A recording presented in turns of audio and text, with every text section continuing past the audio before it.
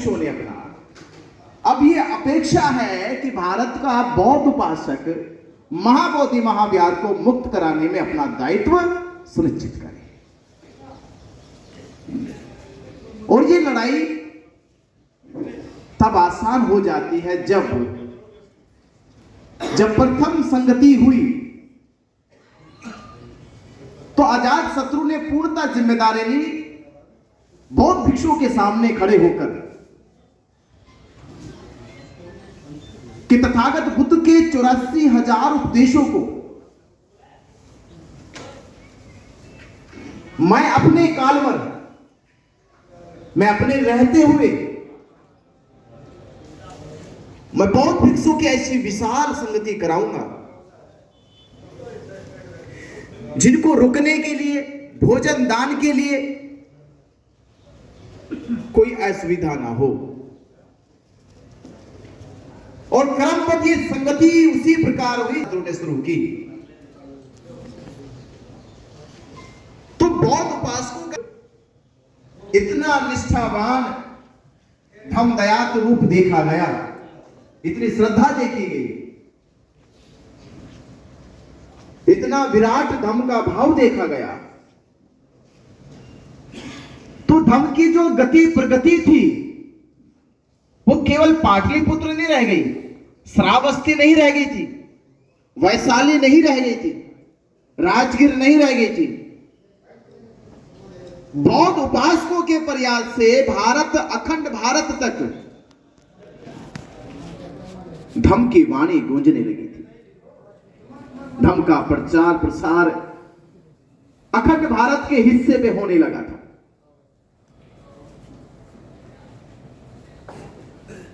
महाबोधि महाविहार कभी कभी तो ऐसा लगता है कि केवल एक विहार है, ये एक विहार है। ये विहार मात्र नहीं है कि एक विहार है। मैं एक लाइन कह रहा हूं आपको, एक बड़े दार्शनिक ने कहा कि किसी समाज को अपना अस्तित्व बचाने के लिए क्या करना चाहिए। समाज बना तो उसे अस्तित्व बचाना चाहिए, और समाज अपना अस्तित्व ना बचा सके फिर वो समाज ही नहीं है। तो समाज को अपना अस्तित्व बचाना है, उसे क्या करना चाहिए? तो उसे 4 चीजों का ख्याल रखना चाहिए और 4 चीजों को स्थापित करना चाहिए। शिक्षा, संस्कार, संगति, शिक्षा, संस्कार, संस्कृति और सभ्यता। जिस समाज के पास बचाने का दायित्व समाप्त हो जाता है, जो समाज अपनी शिक्षा को नहीं बचा सकता, संस्कारों को नहीं बचा सकता, अपनी संस्कृति को नहीं बचा सकता, अपनी मूल सभ्यता को नहीं बचा सकता, इसका अर्थ यह है कि उस समाज का पूर्णतः अस्तित्व भी समाप्त हो चुका है। तो फिर जिंदा रह के क्या करोगे? जब एक सामाजिक अस्तित्व ही समाप्त हो गया तो मेरा भिक्षु रहना और आपका बौद्ध उपासक होना या अम्बेडकरवादी होना ये मात्र ऐसी है जैसे प्लास्टिक के खेल खिलौने। ये बात तो उतने ही दिखाई देंगे, बस ये देखने को तो लगेगी कि हाँ इंसानों की शक्ल में है, वो भिक्षु जैसा लगता है, ये बौद्ध उपासक जैसे लगते हैं, पर अस्तित्व उनका ऐसे जैसे प्लास्टिक के खेल खिलौने, उससे अधिक मात्र नहीं है। अपना अस्तित्व प्लास्टिक के खेल खिलौने से सजीव रूप में आना है, सजीव क्रियाशील में आना है, सजीव प्रभाव में आना है, तो आपको अपनी शिक्षा, संस्कार, संस्कृति और सभ्यता को बचाने के लिए अपना दायित्व निभाना चाहिए। तब जाके तो लगेगा कि यहां समाज का अस्तित्व जिंदा है। और ये जिंदा करने के लिए तथागत बुद्ध ने जब पहला उपदेश सारनाथ में दिया तो उस समय जो सीनियर बनते थे, कौंडिन्य ने तथागत से कहा कि हे तथागत, आपने जो धम्म का अभी उपदेश दिया है, ये धम्म सदा सदा संसार के दुखों को मुक्त कर देगा, अंधकार मुक्त कर देगा। आपने ऐसा रहस्य खोज लिया है कि मनुष्य अब स्वयं ही अपने दुखों का निवारण कर पाएगा। पर तथागत, अगर एक मनुष्य इस धम्म के रहस्य को लेते हुए विलुप्त हो जाए तो आने वाली पीढ़ी को ये दुख मुक्ति का मार्ग कैसे मिलेगा? तथागत, मेरा ये कहना है कि आप इसे आज बोल रहे हो और कल आप ना बोल पाए, तो हे तथागत, ये दुख मुक्ति का मार्ग आने वाले संसार के लिए कैसे मुक्ति का मार्ग रहेगा? तब तथागत ने सुझाव दिया, जो हम कह रहे कि विहार नहीं, इसकी नींव तथागत ने कैसे रखी? इस तथागत ने तो तथागत ने कहा कि किसी मार्ग को सदैव बनाए रखने के लिए उसके 4 पिलर होते हैं। तथागत जो उपदेश सारनाथ में दे रहे हैं, वो कह रहे हैं जो उपदेश आज दिया गया है, ये सदैव संसार के लिए दुख मुक्ति का मार्ग बना रहे, उसके लिए 4 पिलर खड़े करने होंगे। पहला पिलर है धर्म स्थल खड़ा करना होगा, पहले विहार खड़ा करना होगा। ये खोज कहां से हुई? क्योंकि धर्म स्थल जो होता है वो उसी प्रकार होता है जिस प्रकार ये पृथ्वी में एक मैग्नेट फोर्स है, एक ग्रेविटी फोर्स है, एक सृजनात्मक ऊर्जा है। तो हम जो भी अपेक्षा करते हैं वो इस पृथ्वी से करते हैं। तो जब धर्म के अनुसार बुराइयों का उन्मूलन किया जाएगा, बुराइयों के विनाश की बात होगी, तो वह मनुष्य धर्म स्थल खोजेगा, वह धर्म का विहार खोजेगा। जैसे प्यासा उस समय कुएं को खोजता था, नदी को खोजता था, तालाबों को खोजता था, उसी प्रकार दुखी मनुष्य और सहाय मनुष्य, पीड़ित मनुष्य धर्मस्थलों की खोज करेगा, क्योंकि वहां धर्म गुरु निवास करते हैं। गुरु निवास कहां करते हैं? अगर केवल गुरु को खोजने लग जाए तो गुरु नहीं मिलेंगे, पर हां यह संभावना है कि अगर धर्म स्थल खोज लिया जाए तो निश्चय कोई ना कोई गुरु भी मिल जाएगा। यह आसान हो गया था। पहला काम था धर्म स्थल बचाना, दूसरा काम था धर्म की शिक्षा को बचाना, तीसरा काम था धर्म गुरु को बचाना, और चौथा काम था अपनी दान पारमिता को निभाना। ये 4 पिलर खड़े करो और आज संसार में ये संस्कृति पूरे संसार में चलेगी। इसका उदय सारनाथ में हुआ, 2500 वर्ष इसका उदय हुआ कि धर्म कैसे गतिमान होगा, और आज संसार भर में देखो ये संस्कृति फैल गई।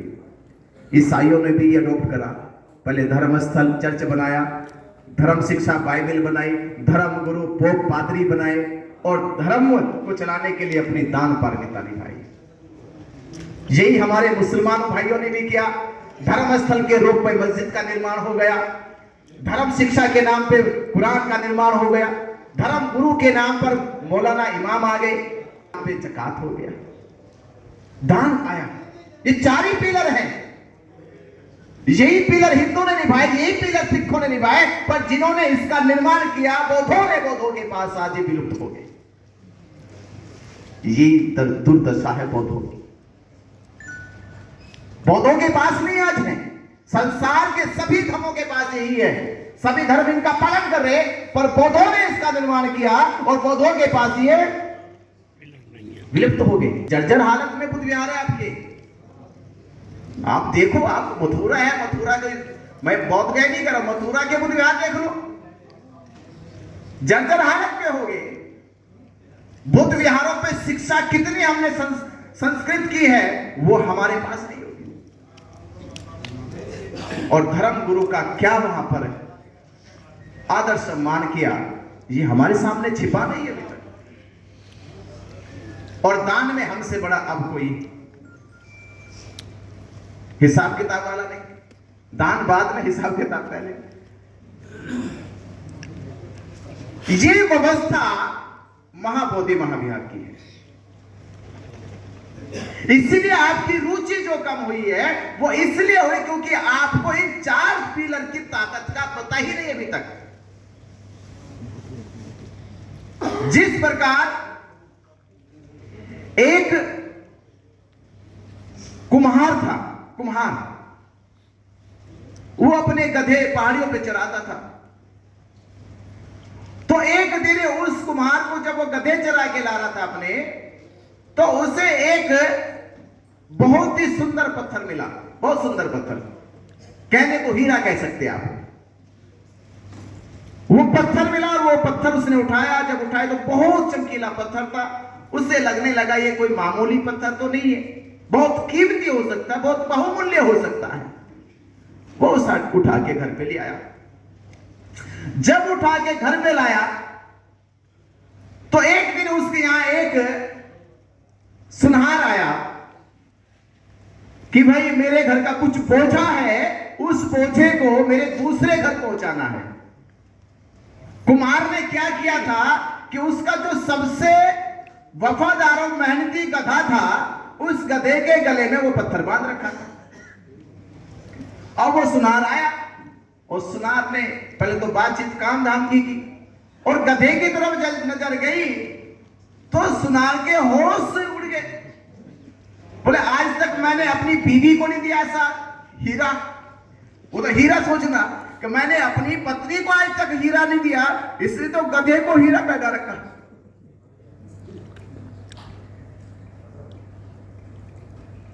तो सुनार ने सोचा लगता है इसको कुछ मालूम नहीं है, ऐसा बेवकूफ बनाया जा सकता है। तो सुनार कहने लगा भाई ये तूने गधे के गले में पत्थर जो डाल रखा है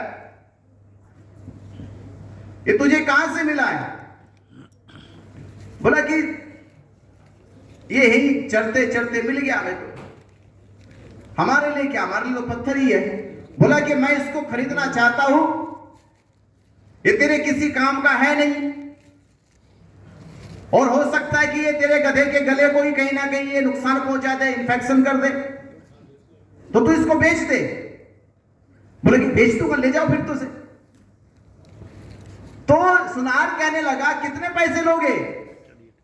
तो कुमार ने कहा क्या पैसे लगाने, पाई हुई चीज है, पाई हुई चीज का क्या मूल्य लगाना, कमाई जाए तो मूल्य हो जाए, प्राप्त की जाए तो मूल्य हो जाए, तो पाई हुई चीज है, फ्री में मिल गई है, तो फ्री की चीज का मूल्य क्या जाने कोई। इसलिए कुमार ने कहा कि जो चाहे दे दो।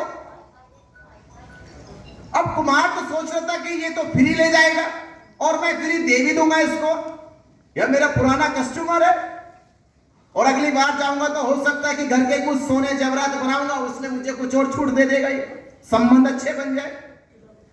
तो सुनार ने फ्री की बजाय कहा कि मैं इसके 2 रुपए देता हूं। अब कुमार ने कहा 2 रुपए देते हो? 2 रुपए बहुत बड़ी बात थी। वो अपनी पत्नी के पास गया कि हमारे पास एक ऐसा पत्थर है कि सुनार उसके 2 रुपए देना चाहता है। तो कभी कभी पति बेवकूफ होते, पत्नियां होशियार हो जाती है। तो उसने कहा कि देखो सुनार है, लोहार तो नहीं है, सुनार है लोहार नहीं है, कुछ तो बात है इस पत्थर में। इसे कहो कि 2 का नहीं देता, आजमाइश करो, 2 का नहीं देता 10 का दूंगा, 2 का नहीं 10 का दूंगा। तो कुमार ने कहा कि माफी चाहता हूं, हमारी पति पत्नी का झगड़ा हो गया है और पत्नी कह रही कि अगर 2 का दिया तो मैं घर छोड़ के चली जाऊंगी और मुझे रखना है तो 10 का दे दो। तो देखो भाई मामला पति पत्नी का है, तुम भी घर ना उजाड़ो हमारा, 10 रुपए दे दो और ये पत्थर ले जाओ। सुनार का राह कुमार का, कुमारी पत्थरों के कोई 10 रुपए देता है? तो सुनार ने वो खरीदा नहीं, तो वो चला गया। ऐसे ही अगले दिन जो है जोहरी आ गया। अभी सुनार जोहरी आया जौहरी ने पत्थर देखा और पत्थर देख के कहा, उसने पत्थर नहीं कहा उसे, उसने कहा मैं तुम्हारा हीरा खरीदना चाहता हूं। ये ईमानदार भी होना चाहिए। बेईमान लोग तो बहुत मिलेंगे, जौहरी जो था वो ईमानदार था। उसने ये कहा कि ये पत्थर नहीं है, मैं तुम्हारा ये हीरा खरीदना चाहता हूं, बस तुम इसकी कीमत बोलो। अरे कुम्हार को तो सुन के बड़ा, वो तो कूदने लगा, उछलने लगा, हीरा। उसने बेच दिया उसको 1000 रुपए में, चला गया। जब चला गया अगले दिन फिर वो आया सुनार, और सुनार आया कहता, अरे तुम्हारे गधे के गले में जो बंधा हुआ था वो पत्थर, वो कहां गया? बोला कि वो पत्थर नहीं था, वो हीरा था। तुमको भी दिखाई नहीं दिया, तुम्हारी भी नजर धोखा खा गई। हम तो कुम्हार थे इसलिए धोखा खा गए, अरे तुम तो सुनार थे, कम से कम पहचान जाते वो पत्थर नहीं हीरा था। और जिसने पहचान लिया वो लेके चला गया। साधु साधु साधु। ये बस पहचान का फर्क है। बौद्धों की जो पहचान है संस्कृति सभ्यता से, वो बहुत विलुप्त हो चुकी है। इसे कीमत का ही नहीं पता चल रहा कि बुद्ध विहार बौद्धों की पूरी अस्मिता, विरासत है, अस्तित्व है। वो अस्तित्व है भारत का। तथागत बुद्ध को ये तो प्रमाणिक वैज्ञानिक है, ये तो 18वीं सदी में कह दिया कि बुद्ध का जो ज्ञान हुआ वो लाइट ऑफ एशिया है। इसको यूं भी समझ सकते हैं, मुसलमानों के लिए मक्का मदीना इतनी पवित्र भूमि है जितनी पवित्र भूमि एक बच्चे के जन्म के लिए मां की कोख होती है। ईसाइयों के लिए जेरूसलेम है, सिखों के लिए अमृतसर गुरुद्वारा है। ये उनसे पूछो, उनके लिए उस धर्म स्थल की अहमियत कितनी बड़ी है, उनको पता होगा। क्योंकि वो जानते हैं कि इसकी वजह से इस्लाम धर्म का क्या अस्तित्व है। यरूशलेम की वजह से जानते हैं ईसाइयों का, ईसाई धर्म का अस्तित्व क्या है। अगर आप सोच वो वहां से हट जाए तो ये ऐसी है जैसे बिना जड़ के पेड़। जो बिना जड़ का वृक्ष होता है उसे क्या कहोगे आप? वृक्ष कभी नहीं कह सकते। वृक्ष होने के लिए उसे पहले जड़ होना पड़ेगा, अन्यथा वो हवा हवाई हो जाएगा। तो हवा हवाई है, उड़न खटोला है, विष्णु डोल रहा है ऊपर ही ऊपर, जमीन में वो है ही नहीं कुछ भी। तो पौधों की जो अस्मिता, अस्तित्व है वो अभी उड़न खटोले की तरह है, जमीन में नहीं है। ये क्यों हुआ? इसका छोटा सा एक तर्क ये भी है कि बाबा साहब डॉक्टर अंबेडकर जी ने जब 1935 में एक घोषणा करी, कौन सी घोषणा करी मालूम है? एक घोषणा करी, मैं हिंदू धर्म में पैदा हुआ, ये मेरे वश की बात नहीं थी, पर मैं इस धर्म में मरूंगा नहीं और आज से जीऊंगा भी नहीं। मैं इसमें हिंदू रह के जीऊंगा भी नहीं। अब ये घोषणा नासिक की पूरे भारत में फैल गई। जब पूरे भारत में फैल गई ये घोषणा, ब्राह्मण थर-थर कांपने लगे, क्योंकि एक अंबेडकर साहब कह रहे हैं, भारत का पूरा बहुजन समाज कह रहा है, और ये सुनामी और ये जन सैलाब अगर ये कहने लगा तो उन्होंने एजेंसियां लगाई बाबा साहब अंबेडकर जी के पीछे, खुफिया जांच एजेंसियां बैठाई गई कि पता करो, ये तो कह दिया बाबा साहब अंबेडकर ने, मैं हिंदू धर्म में जीऊंगा नहीं, मैं हिंदू धर्म में रह के मरूंगा नहीं। तो बाबा साहब अंबेडकर इसके आगे क्या कहने वाले हैं, इसके आगे क्या करने वाले हैं? तो पता लगाया गया। अब डॉक्टर अंबेडकर जी का लगाव तथागत बुद्ध के थंब से है, और ये आशंका जताई जा रही है कि आने वाले समय में बाबा साहब डॉक्टर अंबेडकर लाखों अपने अनुयायियों के साथ धम्म की दीक्षा लेने वाले हैं।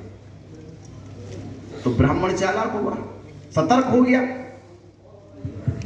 अब कोई भारत का मुसलमान, में अरब के मुसलमान की बात नहीं कर रहा हूं, भारत का ही मुसलमान अगर इस्लाम कबूल कर ले या कोई वो इस्लाम में चला जाए तो उसका इस्लाम में जाने के बाद सपना क्या होगा कि मैं कहां जाऊं, उसके बाद उसका सपना क्या होगा, मैं मक्का जाऊं एक बार, ये सपना हो जाता उनका। तो हम बौद्ध हो जाएंगे तो हमारा सपना क्या हो जाएगा, डेफिनेटली बात है। हम बौद्ध हो गए तो हमारा सपना कि एक बार बौद्ध गया जाएंगे। तो उन्होंने क्या आगे बौद्ध गया जाएंगे, पर बौद्ध गया में जाके निराश होके आएंगे, मनोबल गिर जाएगा। इसलिए उन्होंने उसी समय यह चालाकी शिकंजा बनाया कि बौद्ध गया को कब्जा कर लो, बौद्ध गया पे कब्जा कर लो और पूरी कर दी। और तब से लेके अब तक हम केवल हवा में कह रहे कि भारत बौद्ध में हो जाए, भारत बौद्ध में हो जाता, जाने कब का, जाने कब का हो जाता। 76 साल हो गए, देश दुनिया बौद्ध गया की धरती पे उस प्रकार आती है जिस प्रकार कोई दुखी मनुष्य दुख मुक्ति के लिए किसी गुरु के पास जाता हो, बीमार व्यक्ति डॉक्टर के पास जाता हो, भूखा आदमी भोजन करने के